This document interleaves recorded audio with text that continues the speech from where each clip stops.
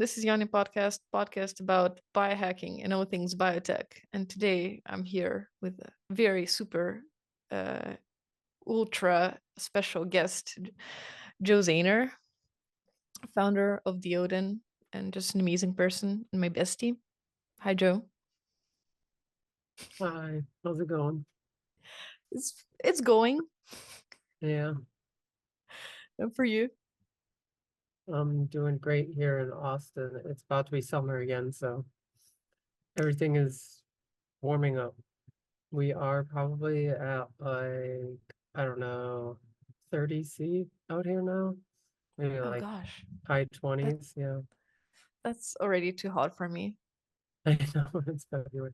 I mean, it's not, yeah, I've just become grown accustomed to not being cold, so I enjoy it. I enjoy like wearing, tank tops in February. So I mean, yeah, that's nice but today's been like 12 degrees Celsius in Dnipro, so I'm like, wow, what is this? Spring? I saw sun for like the first time in 3 months, and I don't think I'm depressed anymore. So all right, 12, that's not bad. I'm like, this is the spring is coming. I'm coming back to life. So suddenly I want to do more shit. Yeah, we don't have spring really here in Austin, you know? It's just like there's like maybe like 3 weeks of spring, maybe like 1 or 2 months of winter, and the rest is just summer. Also kind of nice, but the summer was too brutal for me. Yeah, yeah. Uh, it can get bad, but I like it. I like being warm. Yeah, so I checked we did a podcast. It was Yeah, almost 3 years ago. It was like 2.5 years ago. That's kind of, it feels not so long ago, but it's been so much shit happened since that. yeah. In two and So, a half years, yeah, it's been crazy. so So what do much has you, gone on in life.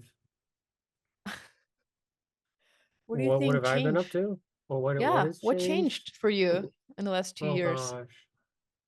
What has changed? Well, I mean, besides like that I look like a woman now, probably compared to the last one. I guess. How do you feel about Yeah, that? Congratulations on that also. being transgender. Oh, it's weird. Um, I mean, it's really cool, that with modern biology we can do all this crazy shit. Um, but it's pretty wild, when people treat you like a woman because it's really different. It's a lot different than when, I was male presenting. And so it's been a pretty wild experience, especially in the startup world, where it tends to be more conservative and less progressive. So, Really? In startups? yeah, in startup world, like venture capitalists and all these people, they tend to be more conservative leaning and less progressive leaning. Um, yeah. And it's really weird because like um people don't recognize me. And so like when I've gone to some events and done some things and people will tell me about me to me, to be like, oh, there's this guy who does biohacking and like, and I have to explain to them that that's me. So they actually had no idea it was you. No, and it's so funny and wild. They have no idea it's me. And I'm just like, yeah, that's a mind fuck, because it's just like, and they're just like, oh, what? Well, Yeah, at it's least pretty funny when people that happens. stop telling you that you hacked aging, because I missed those Oh comments yeah, before you yeah, came out. Everyone was like, "Did Joe actually like found the fountain of youth? What happened? We yeah. want I to mean, know."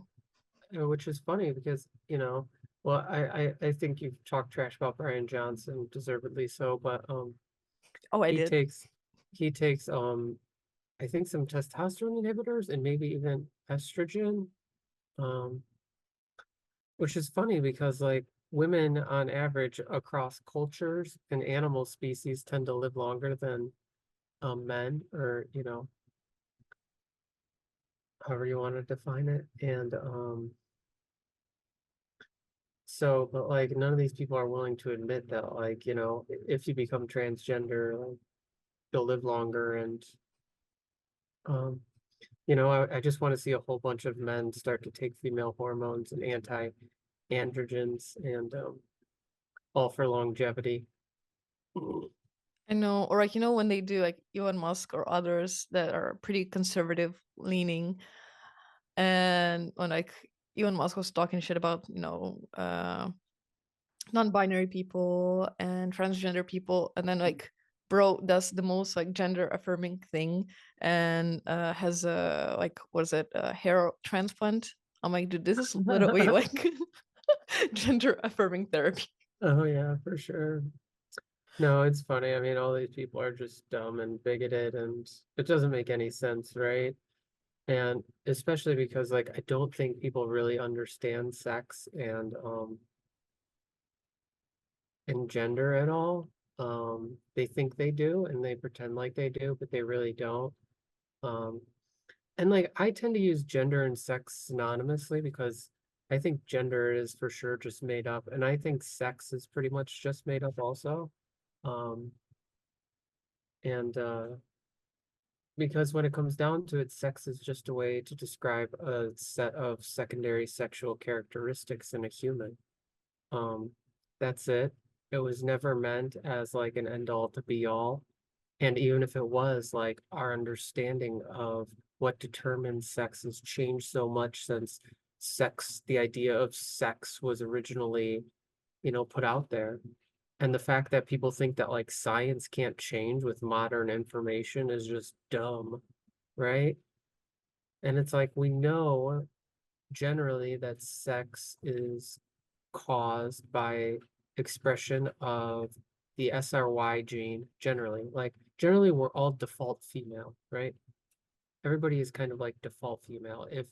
If you don't have an SRY gene and some other stuff, like you're generally just you default to female. The SRY gene located on the Y chromosome, but it's not located on the Y chromosome in everybody, right? Sometimes there's SRY translocations onto other chromosomes. There's a lot of things. So you can be presenting as a sex without a Y chromosome, as a male sex.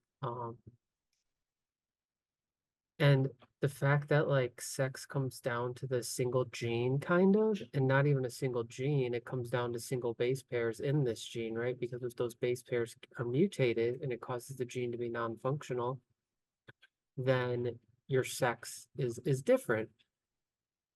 And the fact that people try to differentiate human beings based on single base pairs is crazy. And the fact that they try to do it based on secondary sexual characteristics is crazy, right? Because there's plenty of men with boobs and people with different sexual organs, intersex people, a lot of stuff, and it's just like, yeah, I think, and they're always pushing what the definition is, right? Because it's like, what's a woman? Oh well, woman is having tits and a vagina. Oh well, now that women can get tits and a vagina through hormones and surgery, then it's like, oh, well, you have to have a uterus and be But able what to if you get don't have pregnant. a uterus? But what in the future, obviously, I mean, they already do uterus transplants, right? It's just not been something that's done in transgender people yet, right? And so it's like there's going to be a first uterus transplant that happens, right? And then what, right? Then they're going to be like, oh, well, chromosomes and shit like that, but chromosomes isn't real, like I just said, right?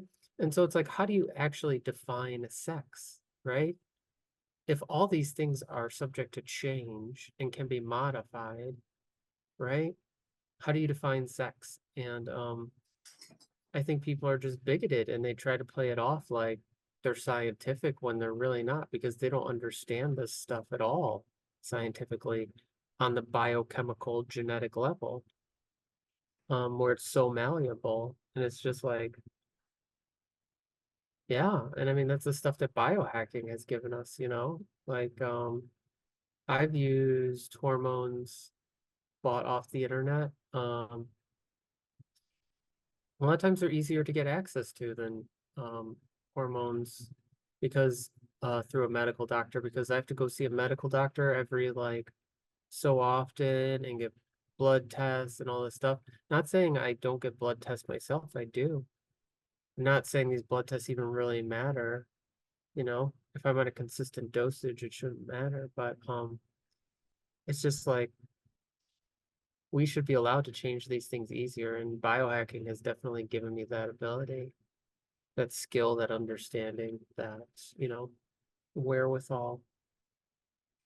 Because you pretty much biohacked your way into it. Yeah.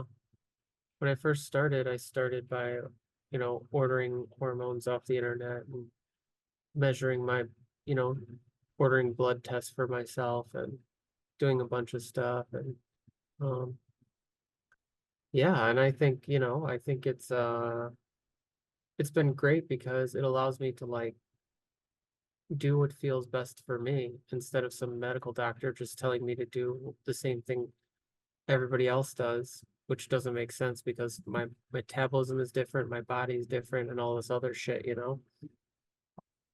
Yeah. But I mean, we're just starting with like personalized medicine, or more diverse trial groups. And the thing that's, uh, hormones and etc. are just so standard is weird.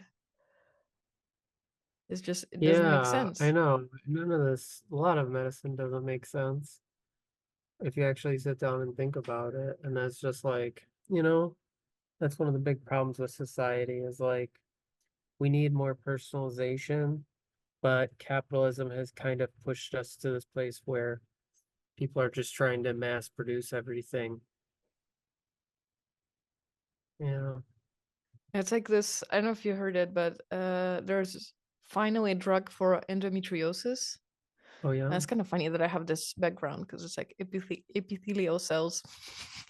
Yeah. So it's like, it's been how many years since we've known about like endometriosis, and it's horrible. I have endometriosis. It's horrible. It's just, it's brutal. It's something that like decreases your quality of life. And the best thing your doctor can tell is like, well, just drink some ibuprofen or something like that. Like, Yeah. there's no cure.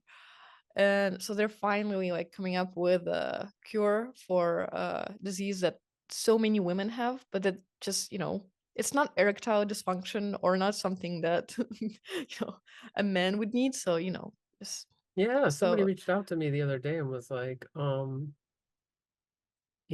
these men always talk about longevity, but they don't talk a lot about menopause, which is interesting because I think that's a really interesting point of view is like, um, menopause is this thing that happens just in women, but like is important to longevity in so many ways. Um, and just like being able to control or delay menopause, um, would probably improve the quality of life of so many people. But like, I don't think I've ever heard this brought up by all these people in longevity movement. And yeah, it's interesting how a lot of times the things that women go through um, just get ignored or dismissed.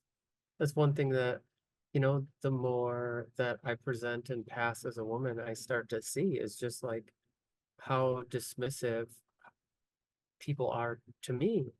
Um, now, just based on the way I look, because like 2 years ago, when we did the podcast before, I looked different and people treated me completely different. And I have the ability to have experienced that. Very few people in life have the ability to like live life as like, a passing presenting male and live life as like a passing presenting female. And it's fucking wild how different it is. And yeah, it's just interesting how often I'm treated like less than I was before, and it's quite disappointing. Yeah. Yeah, it's it is, unfortunately. And I It's feel kind like of a like, lot of women don't even notice it sometimes because they're just so used to it.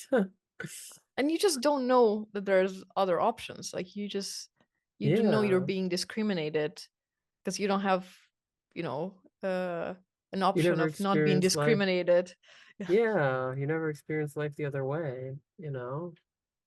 And so it's just like, It's kind of amazing that you have this experiment. Like you just pretty much. I think everybody should have to live life, a certain amount of time as, male presenting and female presenting. I think it would change everybody's point of view so hard, you know, because it's like, I feel like it it's a thing I didn't notice when I was a male, even though, I was like kind of progressive and all this stuff. Like, you're just like, oh yeah, no, like women don't experience these things as bad as it seems, right? Women don't experience like discrimination or, you know, all the sexism or all these other things.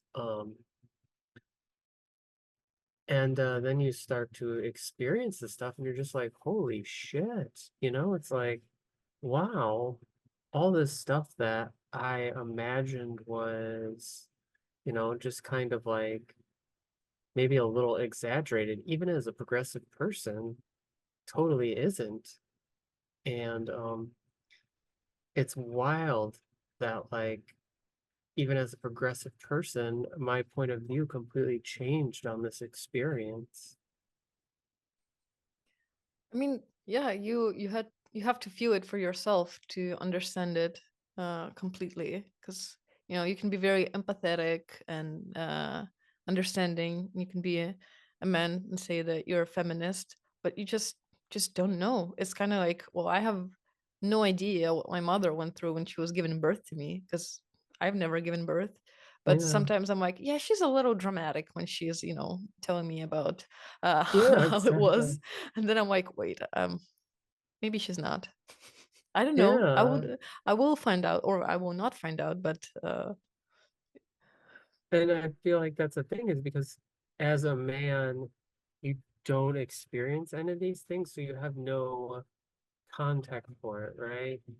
It's like what I've seen in the startup world and venture capital world is like there's not a lot of blatant sexism and racism and shit like that. Um, but it's more like if you have all men who are in charge of the money, and they're a lot of these people are very similar in the things they like and things they're interested in, right? And it becomes this homogenous group of men and some women um, who all have very similar points of views, very similar people that they're interested in and support. And it becomes this very unbiased way of, or not unbiased, but like systemic way of being biased that they don't even recognize because they're just like, I'm a man and I like, sports and this. And you're like, okay, on average, women are not into, whatever as much as men. And so they immediately, um, the, the venture capitalists are less interested in some of these things, right? And science can be one of them, And I've heard from venture capitalists like, ooh, physics is more interesting to me and engineering than biology. And you're just like, what? It's just like crazy to say, to hear a venture capitalist say that, number one, because biology is like life, it's everywhere. It's like, sorry, it's David making a lot of noise. actually didn't hear anything. So Oh, you did. a little cameo of David Ishii in the background. Um, but yeah, and it just becomes a systemic thing because they're just all like, oh, we like space companies. And like, women don't tend to start space companies. I don't think there's been a space company started by, well, I know of one that maybe has a woman co-founder, but like, it's male dominated. And you just get this systemic bias that's not on purpose, but it's just because like these are the things that these people lean to. And that's why you need diversity, right? That's why diversity is so important because it's like you need a diversity of opinions and thoughts and interests because like women are doing good, amazing things. Transgender people, queer people are doing good, amazing things. But when they're not the things that venture capitalists expect because, you know, they're biased towards things that they might enjoy, which tend to be done more by other cis hetero men, then these people lose out, you know? Yeah, it's even in like biotech kind of can surprisingly a lot of, in my experience, a lot of academia in a lot of men in academia can be like, you just don't expect it because usually thinking, oh, people in science are, they're probably, well, if they're educated, they probably are more, tolerant and more open. And then you just hear like the most like hateful thing ever from like a guy from academia, and you're just like, dude, what? I Oh heard one yeah. professor say that wait, homosexuals are not natural, and I'm like, you have a PhD in biology. Like, what are you, what are you talking about? Yeah. No, people blow my mind. How did your approach to biohacking change in the last years? Did it change? Yeah, for sure. I think biohacking is dead. Um, because I think that like the amount that biohackers can do is already beyond what people do in academic labs and companies. And in order for biohackers to really do big stuff, they need funding because unfortunately it's a physical practice, biohacking, right? Um, art can be also, and that's why a lot of times artists seek grants and funding from external resources. The problem is for biohacking, there's really not really any external grants or funding people can receive, really, right? Um, but with art, you can get commissioned $10 million to do a sculpture, in the middle of Chicago or something. Um, and I think that biohacking needs money to be able to do this big stuff. And I've just strongly made a push to um, seek out more funding in terms of like venture capital and things like that to try to do bigger things because like everything that's going to be done on a budget has pretty much been done, and everything that hasn't been done is basically like there's no need to do it, It's like we don't need another budget PCR machine or, you know, budget centrifuge or some shit like that. Like they already cost like as cheap as they're ever gonna cost, even if you built it yourself.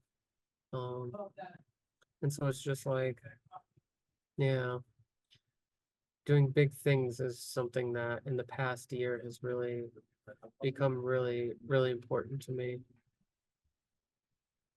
I feel like what I've been doing is kind of just brand biohacking as art, and you can get more pass on it. Oh, for sure.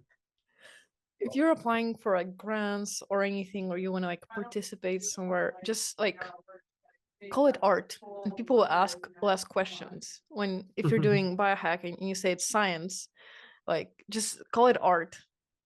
For sure. Yeah. That's also been a big thing is like, trying to understand science and biology from the point of view of self-expression and just like seeking that out, you know? And unfortunately, again, I think it just a lot of it requires money. It requires some amount of funding. And that's something I've really had to come to terms with. And I think a lot of biohackers have, right? And that's why biohacking has kind of like died down in the past few years. Because it's like all the stuff people want to do, they need funding and resources to do. Yeah.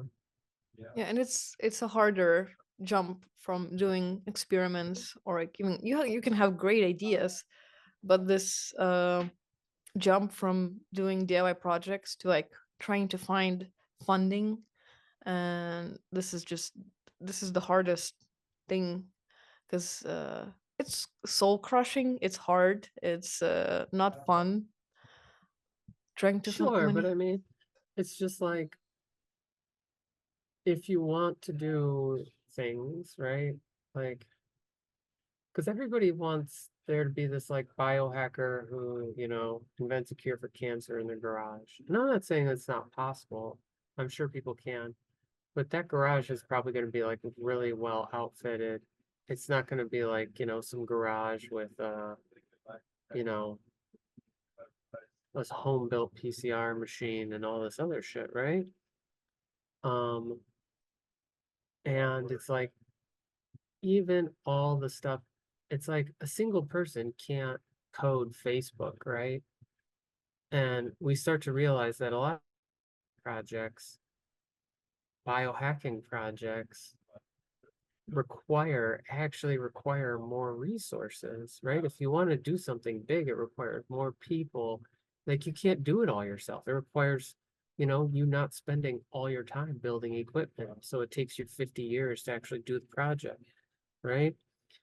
It requires all these things. And I think biohacking to me is more of a mindset than it is necessarily a way, like, are you doing this in your garage or are you not doing it in your garage? It's more like pushing back against the mainstream and doing ideas that are considered maybe a little taboo or different, or and pushing the boundaries of those things, I mean, you can be in a huge lab and do those things, right? Well funded. You don't need to be in a garage with no money. Um, I don't think that's the future of biohacking at all. Um, I really don't. Yeah. Do you think, well, biohacking is dead, but also we're talking about the future of biohacking. I guess the biohacking as it was, as we understood it, is dead. Yeah, But it's a good thing. It's transformative. It's not a bad thing. But for sure. what It needs will to be the evolve. future of biohacking, in your opinion? Um, I think it's going to be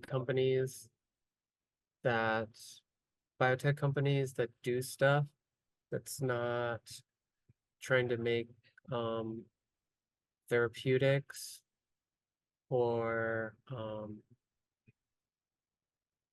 yeah, I think it's going to be companies that aren't trying to make therapeutics. It's like biotech and pharma are like so closely associated. And I think in the future that's going to change, you know. I think biotech will start to be associated with a lot of different things. And I think companies that start, because there's so much out there, and companies that start to push the boundaries of what a biotech company can be, um, you know, it's going to change a lot. And I think biohackers are going to be the ones who instigate that and push that, because it's like traditional science just can't think that big or broad, because everybody's coming from academic labs and everybody's doing the same thing. And so, you're not going to get yeah.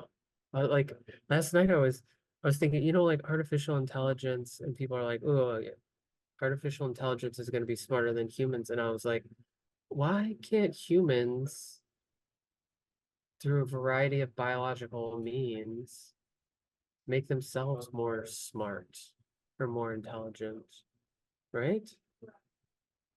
Like, why not? Why can't humans become smarter than AI that or made to be smarter than humans, right? Well, I think no one works on that. a lot of people leave that out of the argument is that like, yeah, maybe if we invent AI tomorrow, it can be computationally better at certain tasks than humans.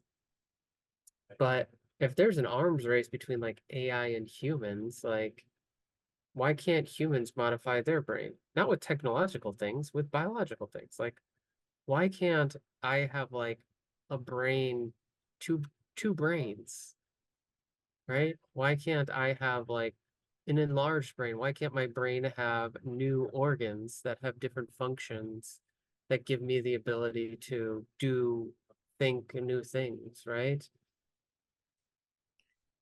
Yeah, I feel like it's the lack of ideas in biotech that just makes it so fucking boring. It's just like, yeah, let's invent a new drug. And there's already been 30 drugs. It's 1% more efficient.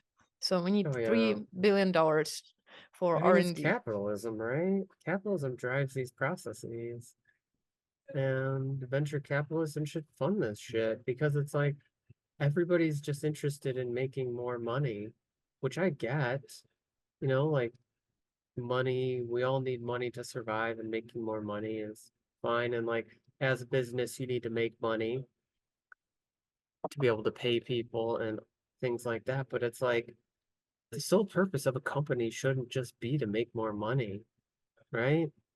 We need to expand our definition of what a successful company is, right? And it's just like it's not making a ton of money. Like to me at least, like that's super boring and dumb. It's like, give me a break, you know? It's like, don't you want to create something cool? Like, remember that thing? What is it called? Dreams? And like dreaming about stuff and trying to make that possible, make that a thing. Yeah, for sure. It is funny because investors, you talk to investors, they're always just like, oh yeah, we want to fund all these crazy ideas. We love to fund crazy ideas and founders who are crazy. And you'd be like, oh yeah, what are your portfolio companies? And they'll be like, well, this online web service that helps people do taxes. And like, you're just like, Revolutional.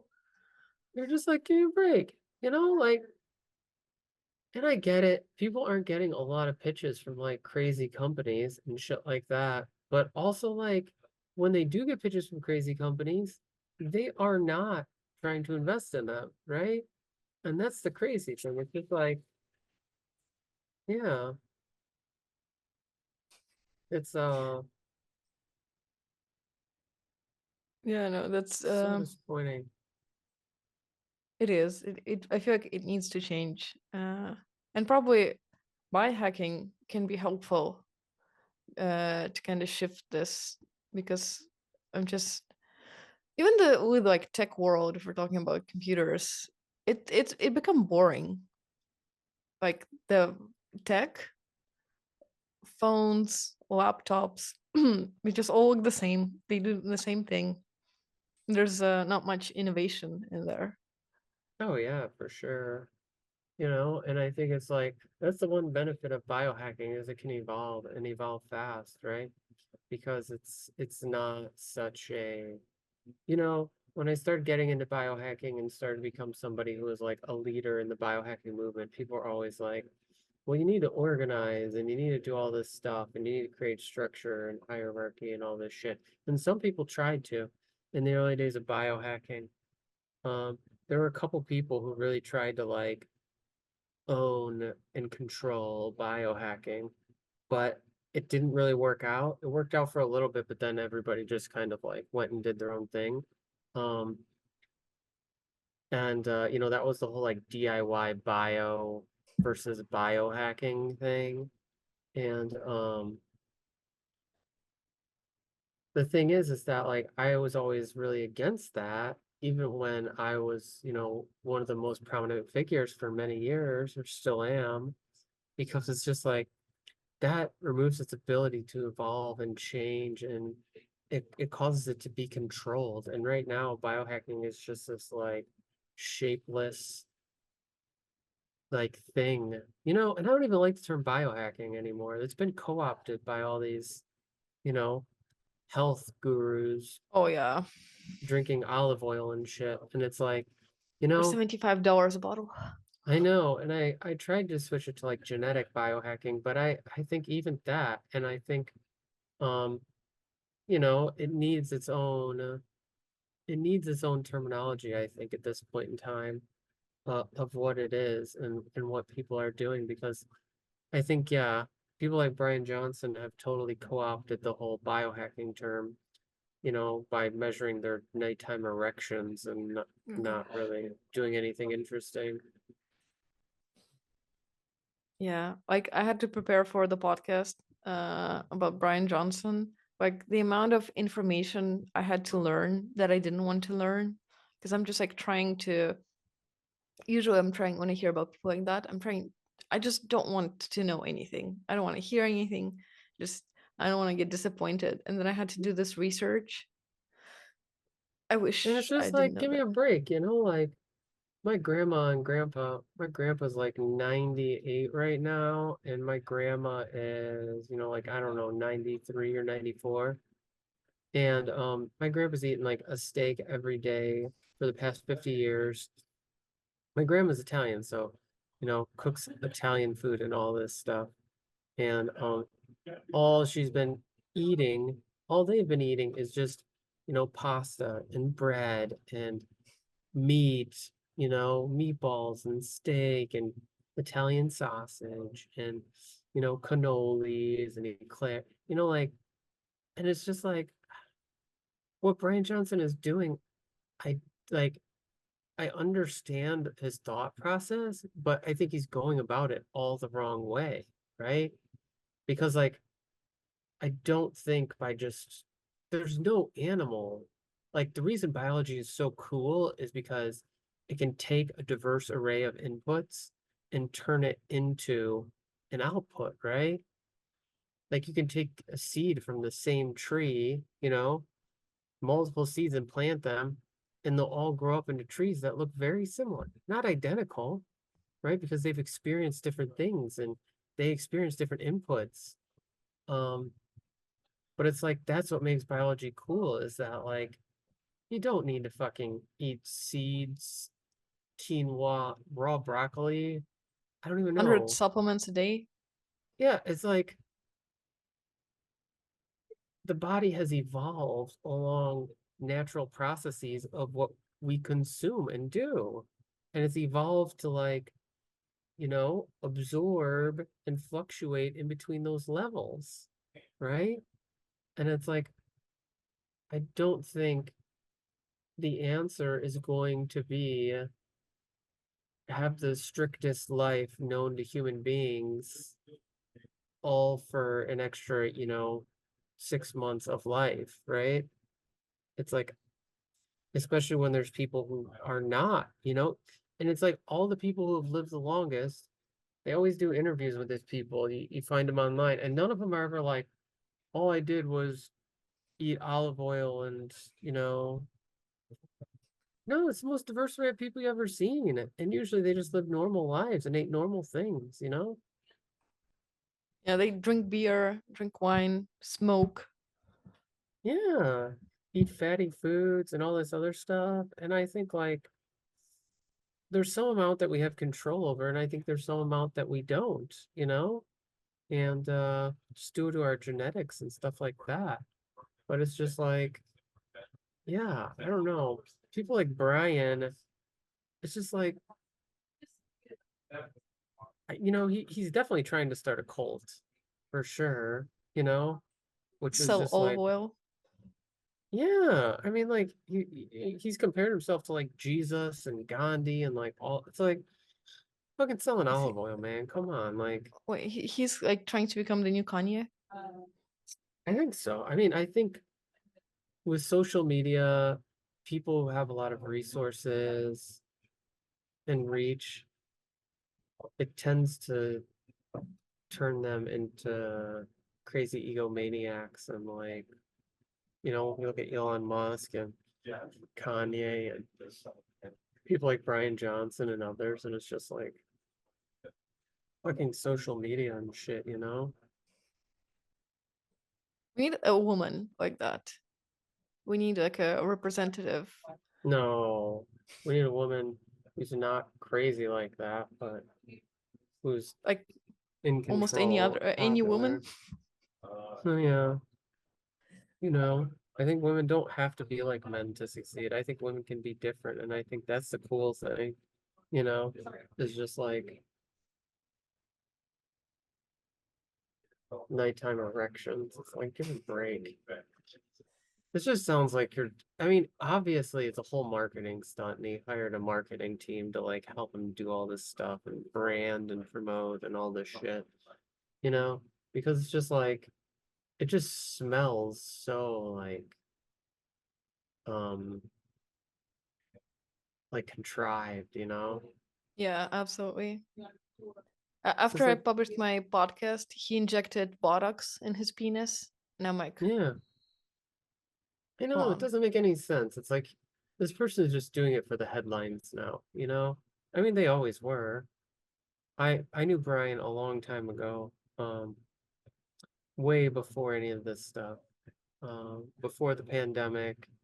No, there's like a before and after the pandemic. Before the pandemic, and he was like a little weird, but fairly normal. Um, yeah. And then he just went off the rails with this whole thing, and I think it's because like he felt a little left out that like he wasn't getting a lot of attention. Um, you know, because he was like made a bunch of money as an entrepreneur, but nobody was like really paying attention to him too much, you know, and like he wanted attention, try to figure out a way to get attention. And yeah, it's interesting. Okay, stay tuned for the next podcast with Brian Johnson. I mean, it's like that's what biohacking was for us in like, you know, the early days or whatever, right? Um, was like there were a lot of crazy stunts that were done to bring attention to the what we were doing. And it seems like he's just following that same plan, you know, except none of it's as interesting as what we were doing. And eventually people are going to stop paying attention because you can only do so many stunts before it just starts getting like, you know, it's Yeah, like you then can only just do so boring. many. Yeah. And people are just like, ooh, you know, we're over this now.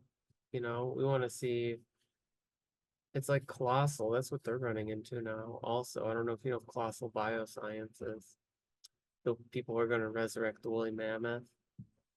Um, it's been like 4 years now, and they've shown nothing. And it's just like they've Oh raised yeah. like $250 million, and it's been like 4 years, and it's just like, well, eventually people are just going to stop believing you, you know?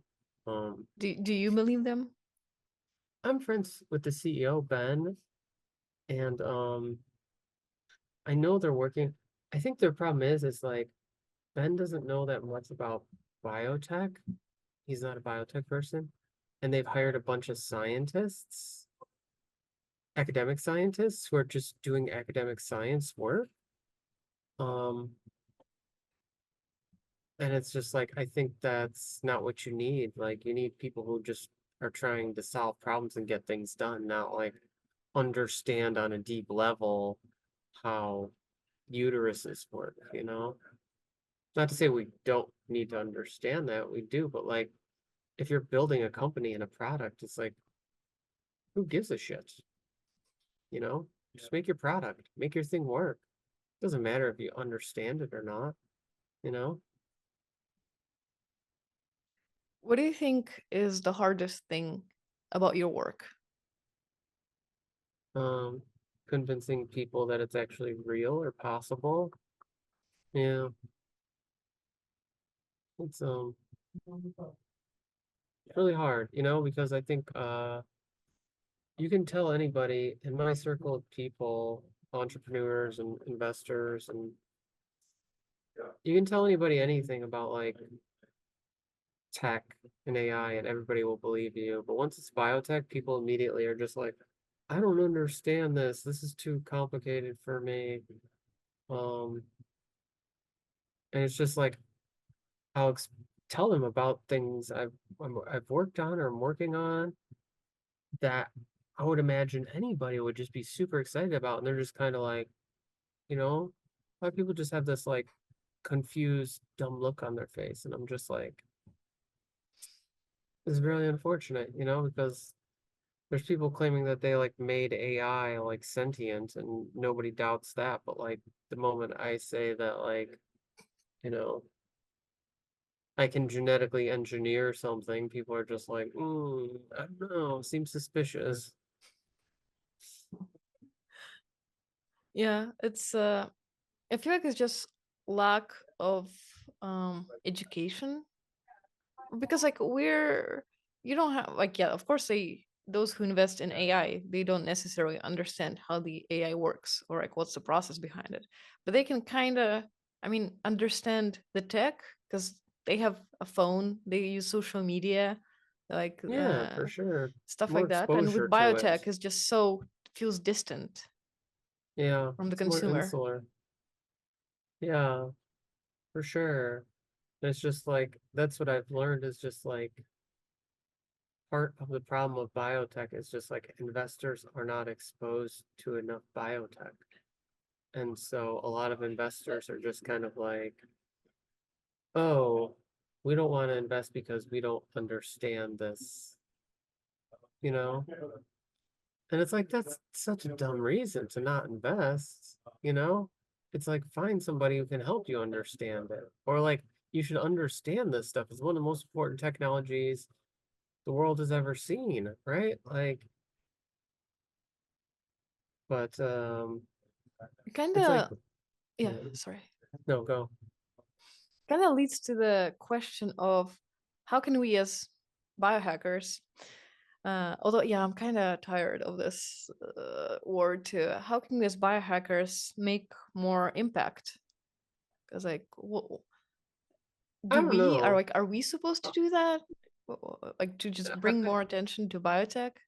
No, I don't think so. I mean, I don't think anybody needs to do anything. I think education is a big one that always is important.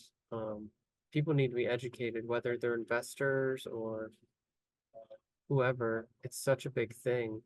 But also like, I think just like it's not, it's like hard because it's like you're kind of waiting for everybody to come around because it's like this amazing technology, biology, right? But you also don't want to wait. And so it's this complicated thing of just like, I don't want to have to teach everybody about this shit, but you kind of have to. Um, you kind of have to just educate everybody. And the best thing you can do is build a company that's really successful, you know? Fair Yeah, enough. have, you know, have a big impact. It's like educate people, build a company that's big and successful. Okay, I'll write that in my to-do list. Yeah, I for already did, sure. but how do you deal with failure in science? Failure. Um, I don't know, like I'm not afraid of failure at all. It doesn't really bother me. I assume I'm always gonna fail. I go into everything with the mindset of um, like you're gonna fail. Um, and you want to fail, so then you learn, what to do correctly. Um, when things go right, I'm more surprised by that than when I fail. And I think having that mindset of just like not being so attached to the result, um, is really important, right? Because it's the process, it's not the result. It's like if I want to engineer um, a dog to be able to talk to humans or something, um, I'm not only going to have one shot at it, right? It's like everything I do to get to the place of engineering a dog to be talking is important, right? learning how to work with the embryos, learning how to implant the embryos, learning how to, you know, control the estrus cycle of the dog, learning how to deliver the animal, like every single piece makes it so that the end is possible. And so like if I fail, I can just try it again because I already have the pieces to the puzzle, right? And so it's like, to me, understanding the process on a deep fundamental level and having all the pieces to the puzzle is way, way, way more important than succeeding, because it's like, once you understand that shit, then like you're gonna succeed eventually. So yeah, I just go into it from that mindset of just like learning. Experiments are more about the process than they are about the results. And you eventually get the result that you want if you keep trying. It's beautiful advice. It's kind of like, enjoy the ride, not the destination. But it's kind of like that because most of the time we spend, we're just fucking up our experiments and trying again and trying again. And there's just so little of actual, oh, we finally did this. Just it's just Don't get me what you do. wrong, results are fun and nice and good, but you know, I've become just like so detached from results and more attached to the process that it's just like, you know, um, because it's just like, if I can learn how to do this, if I could teach somebody how to do this, you know, let's say like genetically modify an embryo, right? Um, if I can learn how to genetically modify an embryo and teach somebody else how to genetically modify an embryo, even if I don't have a genetically modified organism that I've made, right? Like that result will eventually come because I know how to, somebody else knows how to, right? It becomes an inevitability. It's just like, it's just going to take time, right? And that's what I go for, is just like, that's what excites me, is to just like do all the work to make things an inevitability and then move on. Yeah, that's hard. The hard part is not the result. The hard part is figuring out the whole process. And I really enjoy that. Yeah. Maybe I'm weird that way. Maybe, but it works. Yeah, it really does. Yeah. What would be your dream project if right now someone would come up to you and be like, "Hey, here's a $2 billion, if that's enough for your dream project, or like here's an infinite I amount of mean, money," what would you do? probably really, really, I've been thinking a lot about, and I'm really into like, you know, like intelligent animals, kind of. Um, yeah, I mean, I, I'm really interested in this idea of like, because we know like intelligence is related to genetics, right? We know that, right? It's probably, I don't know, let's say at most 200 genes related to intelligence, right? And that are different than, let's say, like chimpanzee or gorilla and human. And it's like, that's not a lot, right? It's not a lot at all. And so it's like, how difficult would it be to actually do that? Because making animals that are intelligent and can communicate with us, that would just like, the whole world would just be fucked up, right? Everybody would just be like, what the fuck, right? If you had animals talking to you and like conveying their difference in sentience, right? Because the only sentient species we've really experienced is humans, right? That we can really communicate with. Maybe a little bit with like gorillas, maybe, or something like that. But like, eh, you know, depends who you ask. But like, if we had animals that could like communicate with us, talk to us, and convey to us like their like how they go about life and their feelings on life and like all these like I Oh think would just gosh. fuck up the world, right? You know? So you want to It's fuck up just the like, world? oh yeah, in a good way. Yeah. I mean, imagine just talking to different animals and being like, what's your favorite food? You Probably. know, I think everyone would be vegan after that, for or at sure, least right? Wouldn't vegetarian. we? Wouldn't we? It would just like there's so many changes that would happen societally that would just like, you know, Oh yeah, I know. gosh. You make like a sentient cow. You'd be, they'd be like, you do what? What the fuck? You eat cows? Like you're fucked up. Stop it. You know? And it's like, would animals get jobs? Animals don't want fucking jobs, I imagine. Right? Animals not gonna be like, I want a job. I mean, we're kind of already forcing animals, like they're just doing free labor for us, and they I have been know. doing.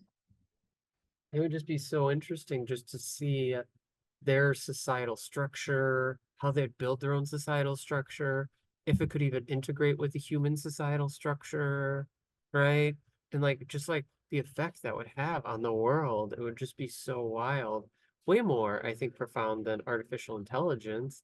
Because artificial intelligence is just like a replica of the way humans think, right?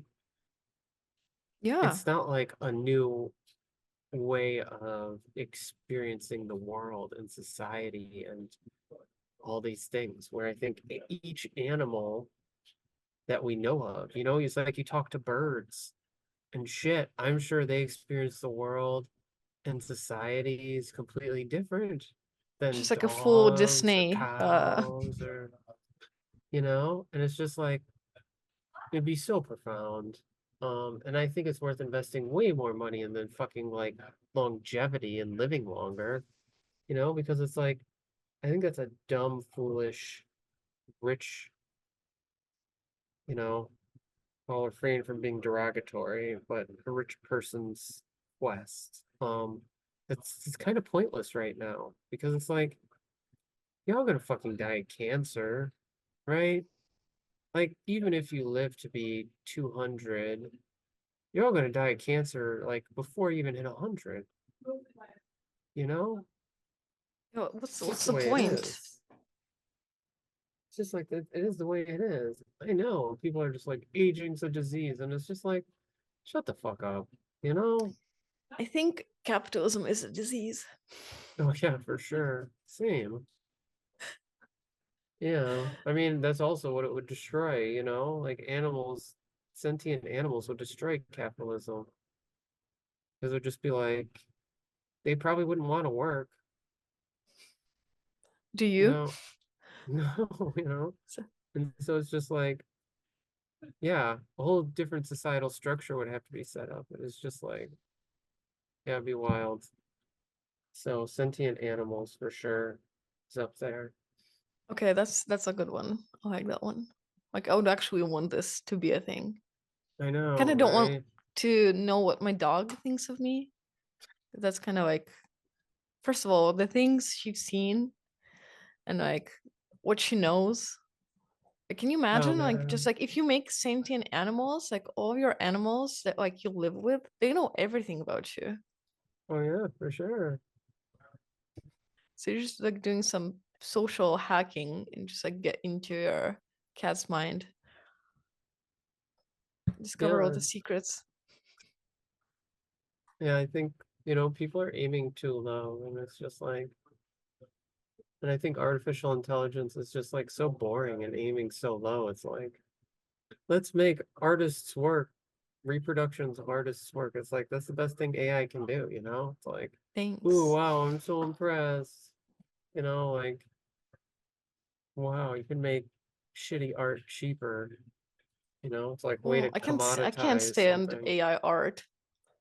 Oh, I I saw know, a me person neither. who claimed himself an AI artist on Twitter. I just blocked them. Just no. Yeah, So the future is so boring. We used to think of like the future with like all the tech and everything, like, ooh, flying cars and blah blah blah. Now we're like, oh, the AI is gonna kill us and leave all the artists jobless. It's so dumb. And it's just like, and the problem is it's like the people who are in control. They're driving all this shit, right? They're the ones who are driving like one of the most uninteresting eras of humanity, where it's just like, yeah, it's not like we're just like swamped. You know, this should be like a renaissance in culture and society and like technology. And instead, it's like, what can our phones do that makes our lives better, right? Like nothing, you know? Oh, like getting driving directions. It's like really like this is the extent of like the betterment of our lives, you know? No, our phones just give us an outlet to be addicted and consume content and things through, right? Just make That's more it. money out of us. Yeah, exactly. Turn us into bigger consumers so we can feed the capitalistic cycle of the world. It's just like, God damn, you know? And it's like, where's the technology that's just like changing our lives? In a positive way. Yeah, Or like at least neutral. At least like don't be harmful. I don't know. You know what? Like catalytic converters make our cars pollute less. Like, is that it? Is that like the extent of That's like enough. No more lead in the technological fuel. innovation? Yeah, no more lead in our paint fuel. Like that's the best thing we've done in society. It's so dumb. It's just like, come on. Yeah, it's so boring, you know? What are your favorite sci-fi books or movies? Hmm. Um, my say probably well, um, my favorite sci-fi movie is it is Crimes of the Future right now. Yeah, Is it a movie? yeah. Oh, I haven't seen that Um, one yet. it's Cronenberg film, so it's a little bit gross. You know, he's really into like body horror, like type stuff. It's not that gross though, actually. Um, and it's just basically a movie about a performance artist, and their performance art is that they grow new organs, um, and then have them surgically extracted it as a performance art piece. Um, and it's just a future where, you know, really insane body modification happens and human beings are evolving and yeah, and it's just like, I don't know, it's so inspiring to me. Um, That um, sounds like something out of your life. Like it's documentary about your life. yeah. Oh yeah, it's inspired me so much just like to think about yeah, you know, there's so much we can change and do with our bodies and it'd be exciting to and you could categorize it under art um instead of science and you know like I was thinking about stuff um like how difficult would it be to like keep uh an animal alive in not in an artificial womb but like in an artificial womb inside another animal. So say I like took some mouse um like embryos, you know, that were a little bit along and like figured out a way to implant them in a rat or in a human, right? And gestate them. Um, it's like we don't think enough about all these crazy ideas of like getting organs, you know, new organs into our bodies or in other animals or you know, everything is so simple. It's just like you know, let's genetically modify this or let's do this. And it's like there's so many possibilities out there in the world of just like, you know, transplantations and, you know, physically disrupting embryos to cause malformation, different formations, not necessarily bad formations, but like, you know, and I feel like that's the future is like, um, people really having a complex knowledge of all these processes and pushing them, you know, pushing all the boundaries of like what's possible in terms of like body plan and organism formation and organ formation and can we keep organs alive in our bodies? You know, it's just like fuck, throw another heart in your body, you know, like why not? It's like I don't know. I want a third boob. Well, yeah, there is too I much don't, though. Yeah, well, I guess yeah, I'm not gonna go there, but like in the Fifth Element. yeah, yeah. Like, yeah, just like that. That's how I'm gonna end this podcast. I want a third boob. Just leave it there. Mic drop, you're out.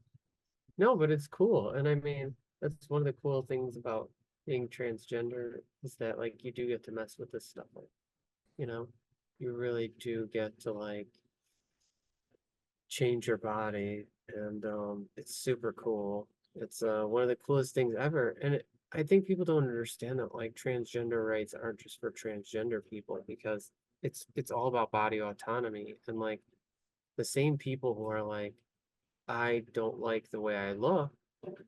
I want that to change. And society looks down on it because it's like, ooh, I'm getting a surgery or, you know, whatever. It's like that all should change. Like we shouldn't look down on people because they change their body to look more like what makes them happy. We should be, you know, supporting that people. It's like if it makes you happy, if that's something you really want, like we shouldn't look down on it. Like natural is better. It's like you're ugly fucking ass, you know? Like nobody wants to see it anyway. Stop saying natural's better. You know, it's not, right? It's like sometimes we need things that are unnatural. And I don't think that's a bad thing. Or what even is natural, you know? It's just like, give me a break. Um, but yeah, I think it's all people should be allowed to just like, you know, you're a man and you want boobs, like do it. Like fuck, you know?